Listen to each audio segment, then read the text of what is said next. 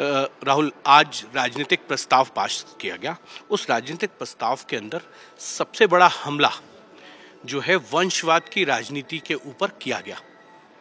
देखिए हिमांशु, इसके दो एलिमेंट हैं। अगर आप देखिए, एक इसके अंदर एक एलिमेंट, अगर आप ब्रॉडर एलिमेंट देखेंगे तो शोकेसिंग नरेंद्र मोदी, वो एक बहुत ज़रूरी एलिमेंट है कि अगर तेलंगाना में, हैदराबाद में मीटिंग करके तेलंगाना को एक बैटल ग्राउंड डिक्लेयर करना है तो उसके अंदर आपने अपने योद्धा का नाम पहले ले लिया है कि ही इज़ अवर मैन।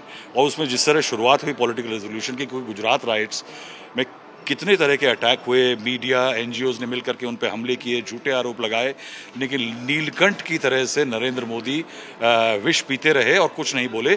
और उसके बाद एक दूसरी लाइन आती है, वो आती है कि जबकि आज की तारीख में एक ऑपोजिशन का नेता एक एजेंसी के जो फेस कर रहा है तो वो एनार्की फैला रहा है। ये पॉलिटिकल लाइन मिस नहीं होनी चाहिए कि उन्होंने कांग्रेस को अटैक किया यहाँ पे आकर के और नरेंद्र मोदी को शोकेस किया।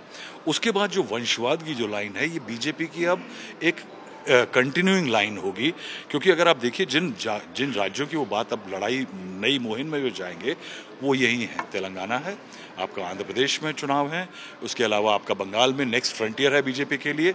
वहाँ वंशवाद की इशू बहुत बड़ा है और उसी से कोरिलेटेड आप देखिए बाद में जो बीजेपी की स्टेटमेंट आई है तेलंगाना में, उसमें भी हमला यही है कि एक परिवार है जो घर में बैठ के कैबिनेट चलाता है और वहीं फैसले होते हैं और उसके बाद एनार्की है, करप्शन है।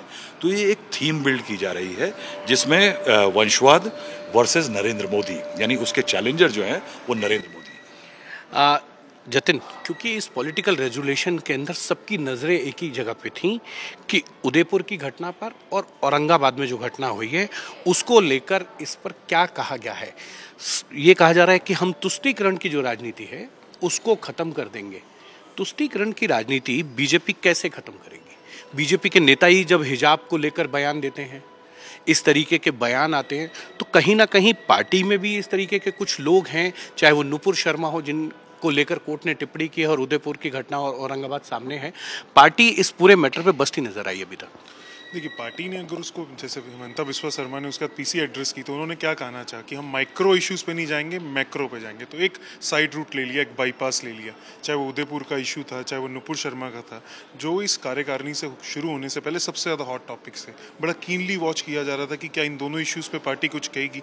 पार्टी ने उस पर डायरेक्टली कुछ कहने के बजाय ये कह दिया कि उन्होंने ये कह दिया कि कॉम्युनलिज्म का मेजर कारण पॉलिटिक्स ऑफ अपीजमेंट है।